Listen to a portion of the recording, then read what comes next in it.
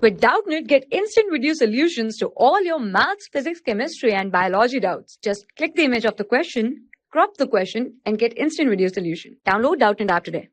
Hello everyone. So the question is, a small ball, uniform solid sphere of mass m is released from the top of a wedge of the same mass m. The wedge is free to move on a smooth horizontal surface. Smooth means there is no friction between the wedge and the surface. The ball rolling without sliding. That means the ball is doing pure rolling or pure sliding on the wedges. The required height of the wedge are mentioned in the figure. As you can see in this figure, this is a ball at the top of wedge which is having mass m, and wedge is also having the same mass, that is m. And now the height is given as from top to point P the height is h, and from point P to Q, that is the surface, the height is h. Now this ball is doing the pure rolling on this wedge, and wedge is also free to move on this horizontal surface. As you can see, this is the horizontal surface. Now we have to find out the total kinetic energy of the ball just before it falls on the ground. We have to calculate the final kinetic energy of this ball. To calculate the final kinetic energy, we must know the velocity of this ball. Suppose after some time this ball is on this and moving with the velocity v. If ball is moving with velocity v, that means the wedge which is having the same mass is also moving with the same velocity but in opposite direction. Okay, so now that means the angular velocity can be written as angular velocity is omega, that is equals to v upon 2r. Now but in this case relative velocity is, this is ball moving with velocity v, and this is waves moving with velocity v but in opposite direction. That means relative velocity is v plus v 2v upon r. This is the angular velocity. Now I am going to apply conservation of energy law, because there is no loss of energy in this whole process. So I am going to apply law of conservation of energy, and according to that, energy is conserved in this whole process. Total potential energy is equal to the total kinetic energy. Law of conservation of energy means total potential energy is equal to the total kinetic energy. Now potential energy at point P is, potential energy is given by mgh. Height is from top to point P is h. That means potential energy is mgh, that is equals to kinetic energy. This is the conservation of energy.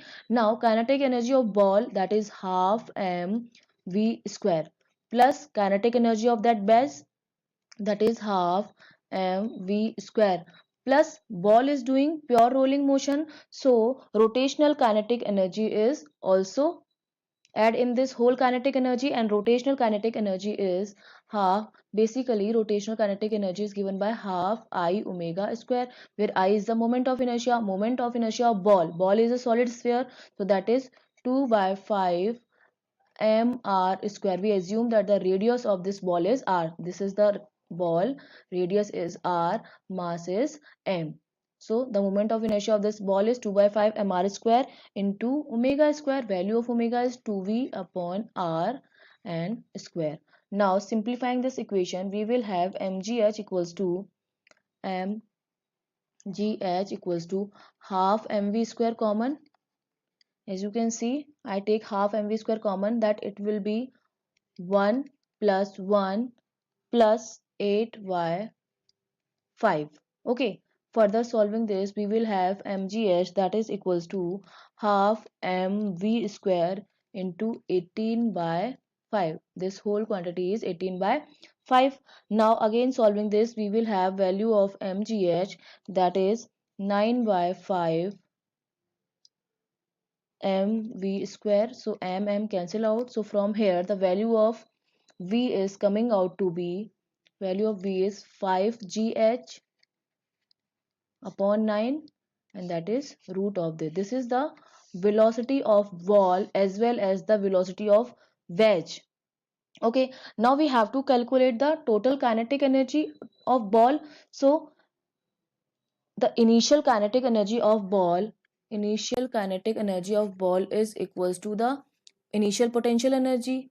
That means initial kinetic energy is given as mg, and the total height at the surface h plus h, that is 2h, because in this question they are asking total kinetic energy of the ball just before it falls on the ground. So the total height is given as 2h.